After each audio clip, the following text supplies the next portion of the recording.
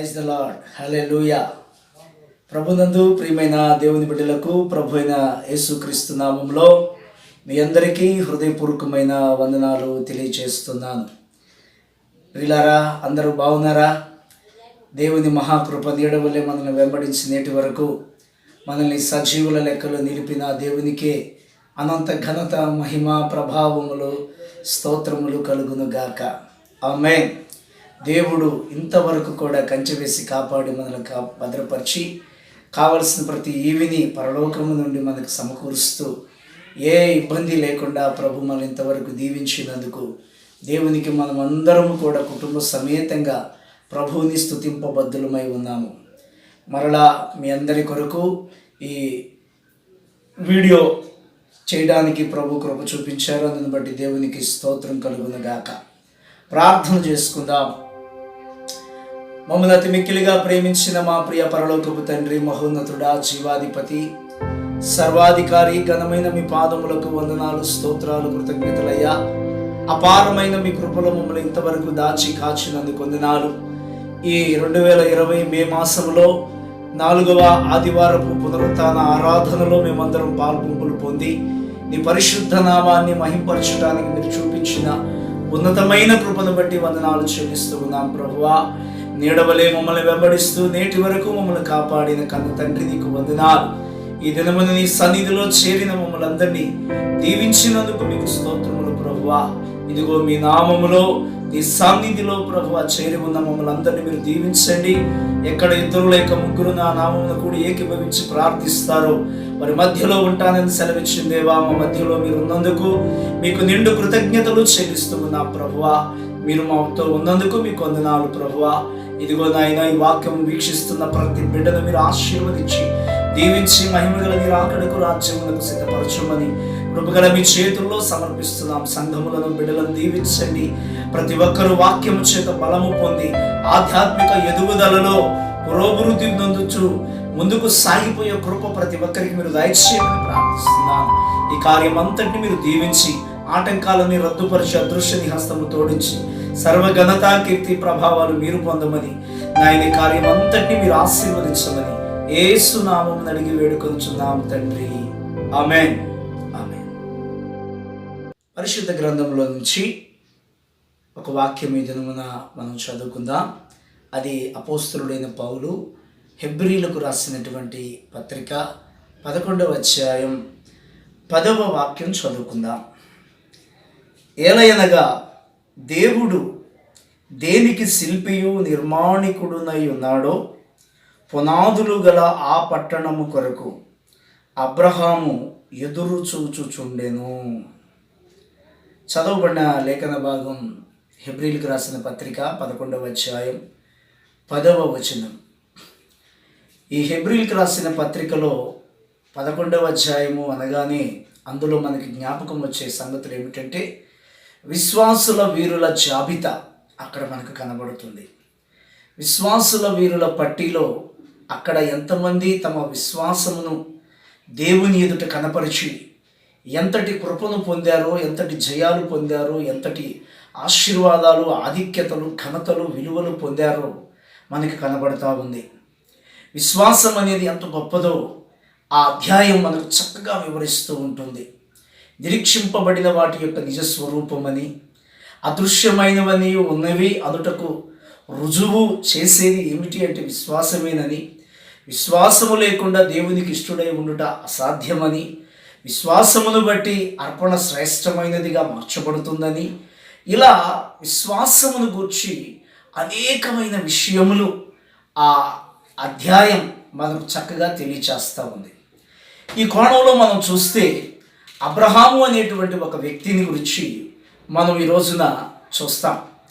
అబ్రహాము విశ్వాసులకు తండ్రి అని ఆయన పిలువబడేటువంటి ఒక ఉన్నతమైన కృప పొందాడు. ఈ అబ్రహామును గురించి అపోస్తలుడైన పౌలు ఎంత చక్కగా వ్రాసాడు అని అంటే, దేవుడు దేనికి శిల్పియు నిర్మాణికుడునై ఉన్నాడు ఆ పునాదులు కలిగిన పట్టణము కొరకు ఎదురు చూచుచుండెను అని రాయబడింది. అబ్రహాము ఎంతో ఆస్తిపరుడై ఉన్నప్పటికీ, గొప్పవాడై ఉన్నప్పటికీ, ఎంతో సిరులు, తొలతూగేంత బంగారు వెండి నాణ్యాలు, ఎంతో గొప్ప సిరి సంపదలు ఉన్నప్పటికీ అతడు ఒక అన్యదేశములో పరవాసులు ఎలా బ్రతుకుతారో అలాగూ ఈ భూమి మీద అబ్రహాము తన కుమారుడైన ఇస్సాకు, తాను కుమారుడైన యాకోబులు వారు గుడారాలలో బ్రతికారు అని చెప్పి ఇలా బ్రతకటానికి కారణం ఏమిటి అని మనం ఆలోచన చేస్తే, దేవుడు ఒక పట్టణమును కట్టాడని, ఆ పట్టణమే మన స్థిరమైన స్వాస్యమని, అక్కడికి మనము చేరాలని, అదే మన ఇల్లు అని, అదే మన గురి గమ్యమని, అదే మన దర్శనమని వారు భూమి మీద జీవించిన కొద్ది కాలంలో వారు అంత గొప్ప అనుభవాన్ని కలిగి ఉన్నట్లుగా మనం చూస్తున్నాం. దేవుని బిడ్డలారా, ఏమిటి ఆ పట్టణానికి ఉన్న ఆధిక్యత, ఆ పట్టణానికి ఉన్న కృప ఏమిటి అంటే, దేవుడు తన బిడ్డల కొరకు ఆశీర్వదించి ఇచ్చినటువంటి గొప్ప పట్టణం అండి. ఆ పట్టణానికి రకరకాల పేర్లు ఉన్నాయి. ఆ పేర్లలో ఒక పేరు ఏమిటంటే పునాదులు కలిగిన పట్టణం. దేవునికి స్తోత్రం. పునాదులు కలిగిన పట్టణం. ఎందుకు అపోస్తలుడైన పౌలు ఆ మాట ఉపయోగించాడు అనేది కాస్తంత ఆలోచన చేస్తే, ఆ పట్టణానికంట 12 గుమ్మాలు ఉన్నాయంట, 12 పునాదులు ఉన్నాయంట. 12 పునాదులు, 12 గుమ్మములు, ఇలా చెప్పుకుంటూ పోతే ఆ పట్టణం యొక్క విశిష్టత, ఆ పట్టణానికి ఉన్న గొప్పతనము చాలా వర్ణాతీతమైనటువంటి అనుభవాలలోకి మనం తీసుకొని వెళ్తుంది. అయితే ఈరోజు అవన్నీ నేను మాట్లాడతలేదు, కానీ ఆ పట్టణము పునాదులు కలిగిన పట్టణము అనేటువంటి మాటను ఉపయోగించాడు కదా. ఎందుకని ఆ మాటను ఉపయోగించాడని ఆలోచన చేస్తే, అసలు ఆ పట్టణములోకి వెళ్ళేది ఎవరు అనేది ఆలోచన చేస్తే, ఆ పునాదులు కలిగిన పట్టణములోకి వెళ్ళాలి అనుకుంటే ఏ వ్యక్తి అయితే ఆత్మీయ జీవితంలో పునాది కలిగిన వాడుగా ఉంటాడు, ఏ విశ్వాస అయితే ఆత్మీయ జీవితంలో ఒక పునాది కలిగిన వాడుగా ఉంటాడో వారికే ఆ పట్టణములోకి ప్రవేశం ఉంటుంది అనేటువంటి విషయాన్ని పరిశుద్ధాత్ముడు నాకు ప్రేరేపణ కలుగు చేశాడు.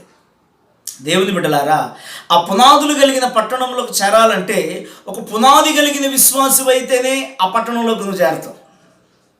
ఒక పునాది కలిగిన ఆత్మీయత నీకుంటేనే, ఒక పునాది కలిగినటువంటి భక్తి జీవితం నీకుంటేనే, ఒక పునాది కలిగిన ఒక క్రమమైన ఆత్మీయత నీలో ఉంటేనే నువ్వు ఆ పునాదులు కలిగిన పట్టణంలోకి వెళ్తావే. కానీ నువ్వు పునాది లేకుండా నేల మీదో ఇసుక మీదో నువ్వు ఇల్లు కట్టుకుంటే నీ కట్టడము నిలబడదు, నీవు గాలికి చెదరగొట్టు పొట్టు వలె మారిపోతావని దేవుని వాక్యం సెలవిస్తుంది.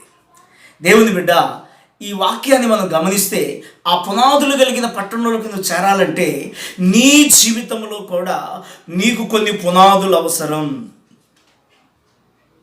నీ ఆత్మీయ జీవితానికి కూడా ఒక పునాది అవసరం. నీ భక్తి జీవితానికి ఒక పునాది అవసరం. ఆ పునాది ఎవరు అంటే యేసుక్రీస్తు.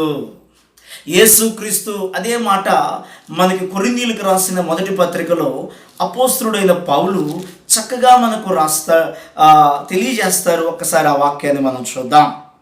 3వ అధ్యాయం 10వ వచనం చదువుకుందాం. దేవుడు నాకు అనుగ్రహించిన కృప చొప్పున నేను నేర్పరి అయిన శిల్పకారుని వలె పునాది వేసి తిని, మరి ఒకడు దాని మీద కట్టుచున్నాడు.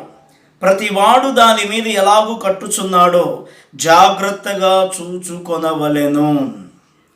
దేవుని బిడ్డలారా, దైవజనుడైన పౌలు నేర్పరి అయిన శిల్పకారుని వలె పునాది వేశాడట. ఆ పునాది మీద మరొకడు కట్టుచున్నాడంట. ప్రతివాడు దాని మీద ఎలాగూ కట్టుచున్నాడో జాగ్రత్తగా చూచుకొనవలెను అని చక్కగా రాస్తూ ఉన్నాడు. ఆ పునాది, వేయబడిన పునాది తప్ప మరి ఒక పునాది ఎవడను వేయనేరడు. ఈ పునాది యేసుక్రీస్తే. ఎవడైనను ఈ పునాది మీద బంగారము, వెండి, వెలగల రాళ్ళు, కర్రగడ్డి, కొయ్యకాలు మొదలైన వాటితో కట్టిన ఎడల వాని వాని పని కనబడును. ఆ దినము దానిని తేటపరచును. అని బైబిల్ వాక్యం మనకు తెలియజేస్తూ ఉంది. దేవుని బిడ్డలారా, ఈ పునాది ఎవరు అంటే యేసుక్రీస్తు. ఈ పునాది మీద మనము కట్టబడుతున్నాం. ఈ పునాది దేనికి సాదృశ్యంగా ఉన్నది అంటే యేసు ప్రభుల వారు తన ఉపదేశముల కొండ మీద ఆయన ఉపదేశించిన ఉపదేశాలలో కొన్ని మాటలు ఈ సమయంలో నేను మీకు జ్ఞాపకం చేస్తాను. ఆయన ఒక ఉపమానము చెప్పుచు, ఇద్దరు ఇల్లు కట్టుకున్నారు. వాన కురిసి వరద వచ్చి ఆ ఇంటి మీద కొట్టగా ఒక ఇల్లు నిలబడింది, ఒక ఇల్లు పడిపోయింది అని యేసు ప్రభు ఉపమానం చెప్పాడు. పడిపోయిన ఇల్లేమో ఇసుక మీద కట్టబడిందంట, నిలబడిన ఇల్లేమో పునాది మీద కట్టబడిందని చెప్పాడు. ఈ పునాది ఏమిటి అనేది మనము చూస్తే యేసు ప్రభుల వారు అంటాడు మత్తయి సువార్త 7:21లో, ఈ నా మాటలు విని వాటు చొప్పున చేయు ప్రతివాడు బండ మీద ఇల్లు కట్టుకొనిన బుద్ధిమంతుని పోలి ఉండెను. ఈ నా మాటలు విని వాటు చొప్పున చేయువాడు. దేవుని వాక్యమే మనకు పునాది, దేవుని వాక్యమే మనకు సిద్ధాంతం, దేవుని వాక్యమే మనకు ప్రమాణం, దేవుని వాక్యమే మనకు కొలమానం, దేవుని వాక్యమే మనకు కొలబద్ద, దేవుని వాక్యమే మనకు బండ అని దేవుని వాక్యం మనకు సెలవిస్తుంది. కాబట్టి దేవుని బిడ్డలారా, ఈ పునాది మీద దేవుడు కట్టుకోమని ఒక పునాది మన కొరకు వేశాడు. ఈ పునాది మీద దైవ సేవకులు మనల్ని నడిపిస్తున్నారు. ఈ పునాదుల మీద మీరు ఇలా కట్టుకోవాలని చెప్పి మనం ఏం చేయాలంటే ఆ పునాదుల మీద మన ఆత్మీయ జీవితాలను మనం కట్టుకోవాలి. పునాది వేయబడింది, పునాది మీద ఇక మనం కట్టుకోవాలి. ఆ పునాది ఎవరు అంటే దేవుని వాక్యం. ఆ పునాది ఎవరంటే యేసుక్రీస్తు. ఆ పునాది మీద మన జీవితాలను మనం కట్టుకోవాలి. ఈరోజు నువ్వు పునాదులు తప్పి కట్టుకుంటున్నావా? పునాదుల మీద నీ జీవితాన్ని కట్టుకుంటున్నావా? చాలామంది ప్రార్థనకు వస్తూనే ఉంటున్నారు, కానీ ప్రార్థన చేసుకుంటున్నారు, కానీ బైబిల్ చదువుతున్నారే కానీ బూతులు మాంటలేదు, అబద్ధాలు మాంటలేదు, అపవిత్రమైన కార్యకలాపాలు మాంటలేదు, సాడీలు మాంటలేదు, గొడవలు మాంటలేదు, లోక సంబంధమైన వ్యవహారాల్లోనే పోతున్నారు. ఇంకా అంతరాలు తంత్రాలు మంత్రాల వైపే మనసులు మళ్ళుతున్నాయి. మంచి రోజు చెడ్డ రోజు అని చెప్పి వాటి వైపే తిరుగుతూ ఉన్నారు. దేవుని వాక్యమే నీకు ప్రమాణమైతే, దేవుని వాక్యమే నీకు పునాది అయితే, దేవుని వాక్యమే నీకు సిద్ధాంతం అయితే, దేవుని వాక్యం మీద నీ జీవితం గనక ఆధారపడి నువ్వు ఆ పునాదులు కలిగిన పట్టణం కొరకు ఎదురు చూచే బిడ్డవైతే, దేవుని వాక్యం నీకేం చెప్తుందో చెప్పిన వాక్య ప్రకారం నడవటానికి నీ హృదయమును, నీ మనస్సును, నీ జీవితమును నువ్వు స్థిరపరుచుకుంటావు. ఆ దశగా నువ్వు నడిపించుకుంటావు.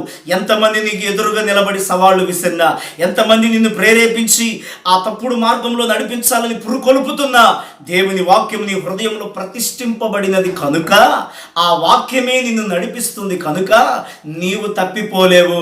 నువ్వు ఆ బండ మీదే నిలిచి ఉంటావు. ఎందుకంటే నువ్వు బండ మీద కట్టబడ్డావు కాబట్టి. దేవునికి స్తోత్రం, హల్లెలూయా. కాబట్టి దేవుని బిడ్డ, నువ్వు బండ మీద ఉన్నావా? ఇసుక మీద ఉన్నావా? నువ్వు పునాది మీద ఉన్నావా? పునాది తప్పిన ఖాళీ స్థలం మీద ఉన్నావా? పునాది మీరి, పునాది తప్పిపోయి, పునాదిలో నుంచి తొలగిపోయావా? దేవుని బిడ్డ ఆలోచన చేసుకో. నువ్వు పునాది మీద కట్టబడితేనే, నువ్వు పునాది మీద నిలబడితేనే, నువ్వు పునాది కలిగిన భక్తి జీవితం నీకుంటేనే నువ్వు పునాదులు కలిగిన పట్టణంలోనికి చేరతావు. నీ భక్తి జీవితానికి ఒక పునాది అవసరం. దేవునికి స్తోత్రం, హల్లెలూయా. కాబట్టి దేవుని బిడ్డ, ఈ రోజున ఈ పునాది ఎవరు అని దేవుని వాక్యం మనకు సెలవిస్తుందంటే యేసుక్రీస్తు. ఈ పునాది ఎవరిని దేవుని వాక్యం సెలవిస్తుందంటే దేవుని వాక్యం. ఈ వాక్యం మీదే నీ జీవితానికి పునాది వేసుకోవాలి. ఆ పునాది మీదే నువ్వు నడిపించబడాలి. అప్పుడే నువ్వు ఒక పునాది కలిగిన వ్యక్తిగా, ఒక పునాది మీద కట్టబడిన భక్తి జీవితం కలిగిన వ్యక్తిగా నువ్వు ఉంటావని బైబిల్ సెలవిస్తుంది. బైబిల్ గ్రంథంలో మనం చూస్తే యోబు అను ఒక భక్తి పరుడు ఉండెను. అతని గూర్చిన అనుభవాలు ఏంటో తెలుసా? అతడు యథార్థపరుడును, న్యాయవంతుడును, యెహోవా యందు భయభక్తులు కలిగి చెడుతనమును విసర్జించిన వాడు. అతని పునాది కలిగిన జీవితం చూసారా? అతని గురించి దేవుడు ఏ సాక్ష్యం ఇస్తున్నాడో చూసారా? అతడు యథార్థపరుడంట, న్యాయవంతుడంట, యెహోవా యందు భయభక్తులు కలిగి చెడుతనమును విసర్జించేటువంటి వాడట. తన తన పునాదిలో ఏముందో తెలుసా? యథార్థత ఉంది. యోబు తన పునాదిలో యథార్థతను స్థిరపరుచుకున్నాడు. ఈరోజు దేవుని బిడ్డ, నీ జీవితంలో యథార్థత ఉందా? నీ జీవితంలో యథార్థత ఉందా? చిన్నదానికి పెద్దదానికి, కాందానికి అయిందానికి, ఉన్నదానికి లేని దానికి దుడుక్కున అబద్ధం ఆడేస్తున్నావు. ₹1 లాభం వస్తుందంటే గబక్కన అబద్ధం ఆడేస్తున్నావు. నువ్వు పరలోకం వెళ్తావా? నువ్వు ఆ మహిమ కలిగిన పట్టణంలో చేరతావా? అబద్ధం నీకు అలవాటు అయిపోయింది. అబద్ధం నీకు అలవాటైపోయి అబద్ధపు క్రమాల్లో నువ్వు నడుస్తూ ఉంటే నువ్వు ఎట్లా పరలోకం వెళ్తావు? నువ్వు ఎంత బైబిల్ చదివినా, ఎంత ప్రార్థన చేసినా, నువ్వు ఎంత భక్తి కలిగిన కుటుంబంలో ఉన్నప్పటికీ, మందిరంలో ఉన్నప్పటికీ నీ పునాదిలో అబద్ధం ఉంది. నీ పునాదిలో అబద్ధం ఉంది కాబట్టి అబద్ధములాడు పెదవులు యెహోవాకు అసహ్యములు. కాబట్టి అబద్ధములాడే పెదవులను దేవుడు అసహ్యించుకుంటాడు. అబద్ధములాడేవాడు సాతానుడు పిల్లలు. కాబట్టి దేవుని బిడ్డలారా, ఈరోజు 2 నాలుకలు, 2 మనస్సులు, 2 తలంపులు, 2 మార్గాలు, 2 మైండ్లు నీకుంటే ఈరోజు నీ జీవితంలో నరకము తప్పదు అనే వాస్తవాన్ని నేను నీకు తెలియచేస్తున్నాను. యోబు జీవితంలో మనం చూస్తే అతని పునాదిలో ఏం కనబడుతుందంటే యథార్థత కనబడుతుంది. యథార్థత కనబడుతుంది. దేవుని బిడ్డలారా, ఈ రోజున నీ జీవితంలో దేవుడు కూడా యథార్థతను చూడాలని ఆశపడుతున్నాడు, యథార్థతను కోరుకుంటున్నాడు, యథార్థతను ఇష్టపడుతున్నాడు, యథార్థతని ప్రేమిస్తున్నాడు. కాబట్టి నీవు కూడా యథార్థమైన జీవితాన్ని అలవర్చుకో, యథార్థమైన బ్రతకటానికి తీర్మానం చేసుకో. అట్టి కృపను పరిశుద్ధాత్ముడు నీకు మెండుగా సహాయము చేయునుగాక. మరొక విషయాన్ని మనం గమనిస్తే, అబ్రహాము జీవితంలో ఒక ప్రాముఖ్యమైనటువంటి ఒక పునాది కలిగిన అనుభవాన్ని అబ్రహాం జీవితంలో నుంచి నేను మీకు చూపించాలని ఆశపడుతున్నాను. హెబ్రీయులకు రాసిన పత్రిక 11వ అధ్యాయం, హెబ్రీయులకు రాసిన పత్రిక 11వ అధ్యాయం 8వ వచనం చదువుకుందాం. అబ్రహాము పిలువబడినప్పుడు విశ్వాసమును బట్టి ఆ పిలుపునకు లోబడి తాను స్వాస్యముగా పొందనయున్న ప్రదేశమునకు బయలు వెళ్ళెను, మరియు ఎక్కడికి వెళ్ళవలెను అది ఎరుగక బయలు వెళ్ళెను. అబ్రహాము జీవితంలో మనం గమనిస్తే దేవుడంట ఒకసారి అబ్రహాముని పిలుచుకున్నాడంట. అబ్రహాము, నేను చూపించే దేశానికి నువ్వు బయలుదేరి వెళ్ళాలి. నేను నిన్ను అక్కడ ఆశీర్వదిస్తాను. నేను ఇక్కడ నీకు సంతానాన్ని వృద్ధి చేస్తాను. నిన్ను దీవించు వారిని దీవిస్తాను. నువ్వు ఒక ఆశీర్వాదకరంగా ఉంటావు అని చెప్పి దేవుడు పలు అంశాలు అబ్రహాం జీవితంలో స్టార్టింగ్లోనే కనబడటంతో ఇన్ని మాటలు చెప్తే ఎవరైనా నమ్ముతారండి? ఒక కొత్త వ్యక్తి మనకి ఎవరైనా కనబడి అనేకమైన విషయాలు మనతో చెప్తే మనం ఆ విషయాలకు లోపడతామండి. నువ్వు ఎవర్రా బాబు, నేను ఇన్ని విషయాలు చెబుతున్నావా? ఏంద్రా బాబు, నువ్వు అసలు ఊహించని విషయాలు, జరగని విషయాలు, నా జీవితంలో ఎన్నడూ చూడని విషయాలు నువ్వు నాకు చెప్తున్నావు. నాకు అసలు పిల్లలే లేరు, నాకు పిల్లలు పుడతారంటున్నావు. నాకు ఆశీర్వాదం అనేది తెలియదు, అట్టాడి నువ్వు నన్ను ఆశీర్వదిస్తానంటున్నావు. నా పేరు ఊరు ఎవరికి తెలియదు, నీ నామమును గొప్ప చేస్తానంటున్నావు, నిన్ను ఆశీర్వదించు వారిని ఆశీర్వదిస్తానంటున్నావు అని చెప్పి ఒక ఆశ్చర్యకరమైనటువంటి విషయాలు మనతో ఎవరైనా చెప్తే మనం ఆ మాటలు నమ్మమండి. కానీ అబ్రహాము ఫస్ట్ లుక్లోనే దేవుడు తనకు కనబడి తనకు చెప్పిన వాగ్దాన విషయాలన్నీ చెబితే అబ్రహాము దేవునిని నమ్మెను. అబ్రహాము దేవునిని నమ్మెను, అది అతనికి నీతిగా ఎంచబడెను. అబ్రహాము విశ్వాసమును బట్టి ఆ పిలుపునకు లోబడ్డాడంట. దేవుని బిడ్డలారా, అబ్రహాము జీవితంలో మనము గమనించవలసిన ఒక ఉన్నతమైన లక్షణం ఏంటంటే దేవుని మాటకు లోబడే గుణం కలిగిన వాడు, దేవునికి లోబడేవాడు, దైవ స్వరానికి లోబడేవాడు, దేవుని చిత్తానికి లోబడేవాడు, దేవుని నడిపింపుకు లోబడేవాడు, దేవుడు ఎక్కడ ఆగమంటే అక్కడ ఆగేవాడు, ఎటు వెళ్ళమంటే అటు వెళ్ళేవాడు, ఏది చెబితే అది చేసే అనుభవం కలిగి ఉన్నవాడు అబ్రహాము. దేవుని బిడ్డ, అబ్రహాముని దేవుడు అంతగా ఆశీర్వదించాడని చెప్పి మనం ఎన్నోసార్లు చెప్పుకుంటూ ఉంటాం. ఆశీర్వాదానికి మూలం అబ్రహాం దేవునికి లోబడ్డాడు, అబ్రహాం దేవునికి లోబడ్డాడు, అబ్రహాం దేవునికి లోబడ్డాడని పలుమార్లు మనం చెప్పుకుంటూ ఉంటాం. మరి అబ్రహాము పొందిన ఆశీర్వాదం మనం పొందుతున్నామా? అతడు ఆశీర్వాదం పొందడానికి మార్గము మూలము ఏంటో మనకు తెలుసు. మరి మనం దేవుని మాటకు లోబడుతున్నామా? దేవుని వాక్యానికి లోబడుతున్నామా? దేవుని వాక్యానికి విధేయులమవుతున్నామా? దేవుని వాక్యానికి మనము శిరస్సు ఉంచుతున్నామా? అబ్రహాము దేవునికి లోబడెను, అబ్రహాము దేవుని యొక్క చిత్తానికి లోబడిను అని మనం చదువుకుంటున్నాం. దేవుని బిడ్డలారా, ఈ రోజున నువ్వు దేవుని సన్నిధికి వెళుతున్నావు కానీ, వాక్యం చదువుతున్నావు కానీ, మందిరానికి వెళుతున్నావు కానీ, నువ్వు ఉపదేశ క్రమానికి, వాక్యానికి నువ్వు లోబడుతున్నావా? వాక్యానికి నువ్వు విధేయుడు అవుతున్నావా?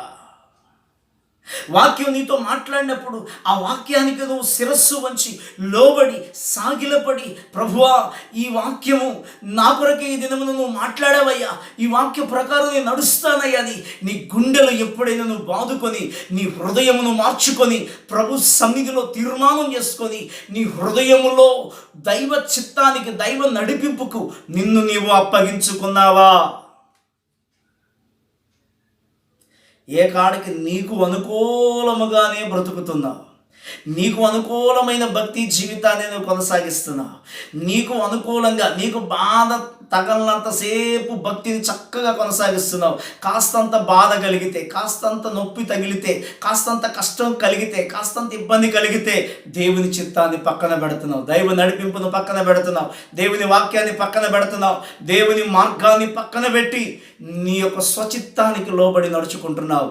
అందువలన నీవు దేవుని రాజ్యానికి వెళ్ళవన్న విషయాన్ని గుర్తుపెట్టుకో. దేవుని బిడ్డ, అది పునాదులు కలిగిన పట్టణం.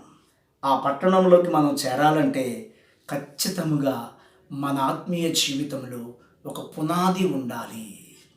యోబు జీవితంలో యథార్థత పునాదిగా మనకి కనబడుతుంది. అబ్రహాము జీవితంలో దేవునికి లోబడే గుణము కలిగిన వాడుగా, దేవుని మాటకు నమ్మి లోబడి నడుచుకునేవాడుగా అబ్రహాము జీవితంలో విధేయత కలిగిన వాడుగా అబ్రహాము మనకి కనబడుతున్నాడు. అందుకే అబ్రహాము ఆశీర్వదించబడ్డాడు. ఓ పాస్టర్ గారు చెప్తూ ఉంటాడు, దేవుడు నాకు రాత్రి కనపడ్డాడు, నన్ను పలానా చోటకి వెళ్ళమన్నాడు అని చెప్పి చెప్తా ఉంటాడు. మరి వెళ్ళావా అంటే వెళ్ళలేదంటాడు.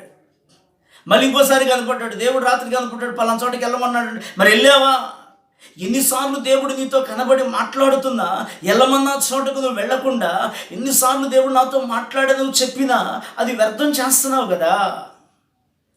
దేవుడు నీతో పలుమార్లు మాట్లాడుతున్నాడు, కళల ద్వారా, దర్శనం ద్వారా, స్వరం ద్వారా, వాక్యము ద్వారా, సేవకుల ద్వారా, పరిస్థితుల ద్వారా, పలు విధాలుగా పలుసార్లు ప్రభు నీతో ఎన్ని మార్లు మాట్లాడుతున్నా పెడచెవిన పెడుతూ అవిధేయుడివై బ్రతికితే నువ్వు పరలోకం వెళ్ళవు, పునాదులు కలిగిన పట్టణంలో నువ్వు చేరవు. ఆ పట్టణానికి ఒక పునాది ఉంది, అక్కడికి చేరే వాళ్ళకు కూడా ఒక పునాది కలిగిన ఆత్మీయతలో పునాదులు ఉండాలని దేవుని వాక్యం ఈరోజు మనల్ని హెచ్చరిక చేస్తూ ఉంది. ఈరోజు దేవుని బిడ్డ, నీ ఆత్మీయ జీవితంలో నీకున్న పునాది ఏంటి? దేవుని వాక్యము నీకు నేర్పిన అనుభవాలలో, నువ్వు నేర్చుకున్న అనుభవాలలో, నీ ఆత్మీయతలో నీకున్న పునాదులు ఏంటి? దేవుని బిడ్డ, ఈరోజు నీ వ్యక్తిగత జీవితంలో మార్పు రావాలి అనేటువంటి విషయాన్ని నేను మీకు తెలియచేస్తున్నాను. దేవుని బిడ్డ, ఈరోజు నీ వ్యక్తిగత జీవితంలో ఈ ఆత్మీయ పునాదులు నీ జీవితంలో లేకపోతే, నీ ఆత్మీయ జీవితంలో ఈ వాక్యానుసారమైన పునాది అనుభవాలు నీకు లేకపోతే, ఈరోజు నిన్ను నీవు సరిచేసుకొని, నీలో ఉన్న లోపాలంటే ఏరిపార వేసుకొని నీ పునాదిని బాగు చేసుకో, నీ పునాదిని క్రమపరుచుకో. వాక్యానుసారమైన పునాదుల మీద నీ జీవితాన్ని కట్టుకోవటానికి నిన్ను నీవు అప్పగించుకోవాలని దేవుని సేవకునిగా నేను మీకు తెలియచేస్తా ఉన్నాను. ప్రియులారా, ఇంకొక విషయాన్ని నేను మీతో చెప్పాలనుకుంటున్నాను. దైవజనుడైనటువంటి మోషేను గురించి దేవుడు మరొక మాట మాట్లాడుతూ ఉంటాడు.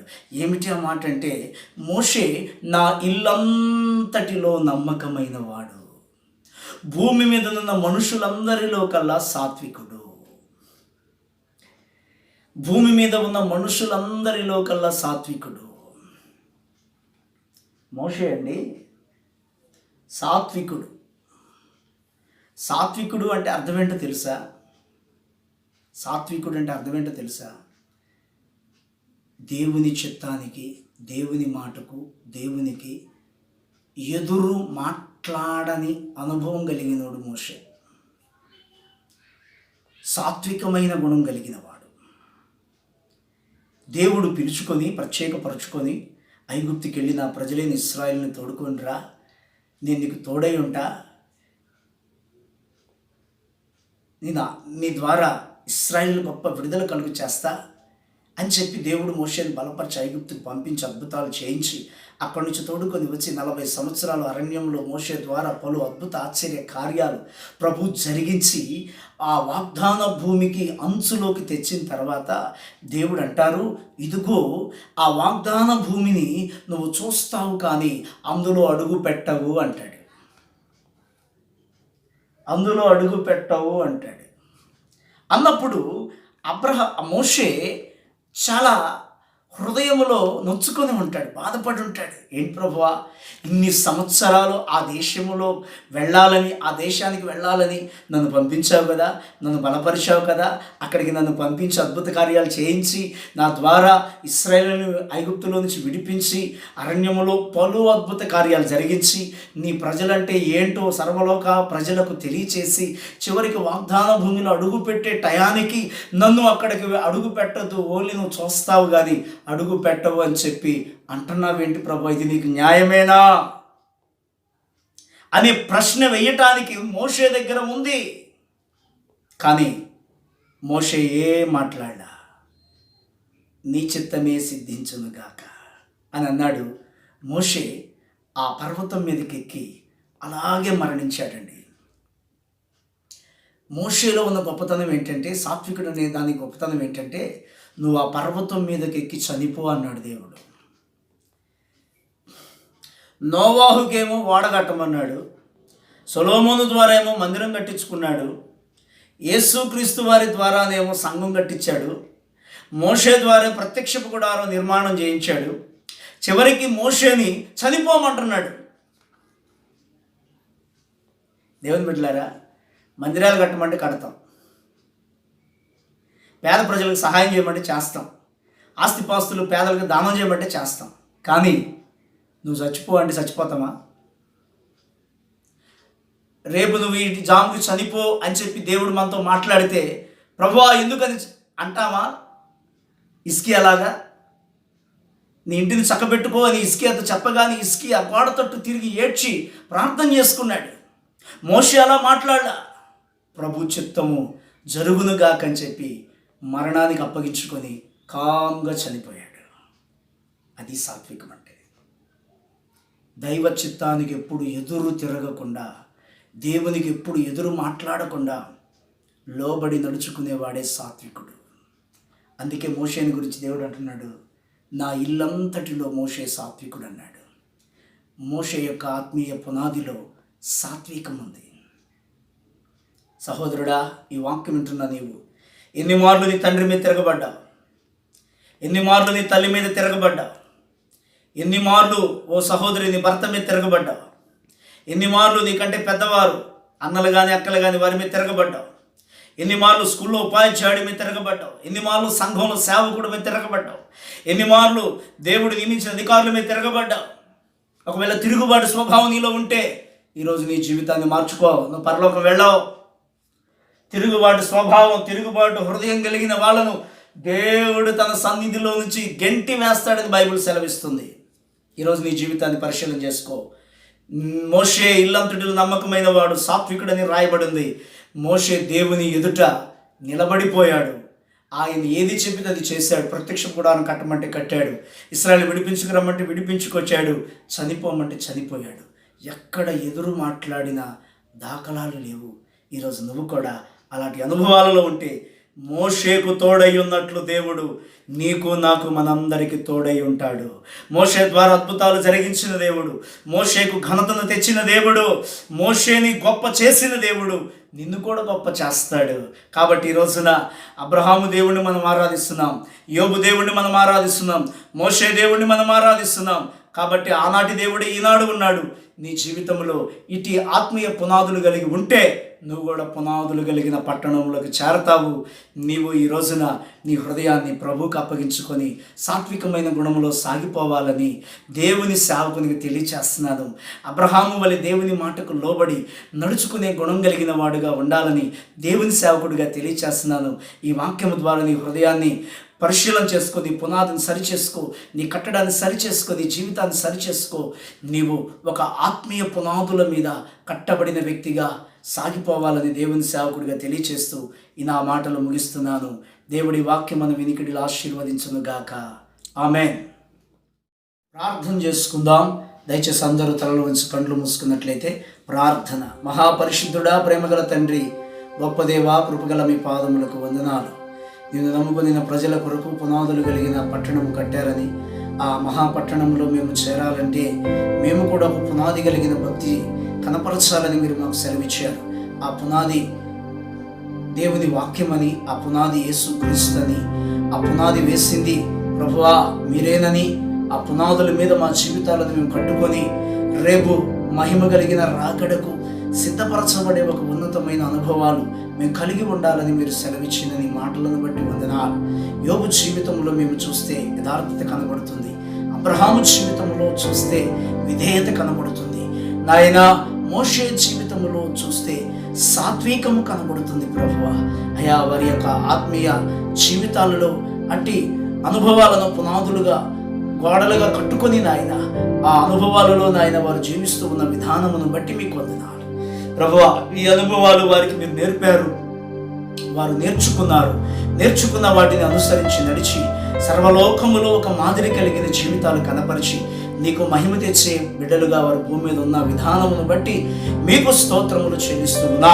ఈ వాక్యమైన ప్రజలలో గొప్ప మార్పుని మీరు కలుగు చేసి మహిమ పొందమని, నీ కృపలో మీ దయను నీ బిడ్డల మీదకి రానివ్వమని, ఈ వీడియో చూస్తున్న ప్రతి ఒక్కరిని ఆత్మీయంగా బలపరిచి ఆశీర్వదించమని ప్రభువా, ఈ వాక్యము ద్వారా ప్రతి హృదయాన్ని తట్టి ముట్టి లేపి నీ రాకడకు సిద్ధపరచమని యేసు పరిశుద్ధ నామమున అడిగి వేడుకొనుచున్నాము తండ్రి. ఆమేన్. ఆమేన్. మన ప్రభు యేసుక్రీస్తు కృప, తండ్రి అయిన దేవుని ప్రేమ, పరిశుద్ధాత్మ దేవుని సహవాసము, ఆదరణ కూడి ఉన్న మనకు సకల కోట పరిశుద్ధులకు ఇప్పుడు ఎల్లప్పుడూ రాకడ పర్యంతరము పునాదులు కలిగిన పట్టణం కొరకు సిద్ధపరచబడుచు ఆ రాజ్యం కొరకు ఎదురు చూచు భూమి మీద పునాది కలిగిన ఆత్మీయత కలిగి బ్రతుకుదుము గాక. Amen. Amen. Amen. Praise the Lord. Hallelujah. అందరికీ ప్రభు పేరిట వందనాలండి. ఈ వాక్యాన్ని విని ఆత్మీయంగా బలపడండి. ఇంకా ఈ వాక్యాన్ని అనేకులకు షేర్ చేయండి. వారి ఆత్మీయ పురోభివృద్ధికి మీరు కూడా సహకరించండి. దేవుడు మనం దీవించుగాక. ఆమేన్.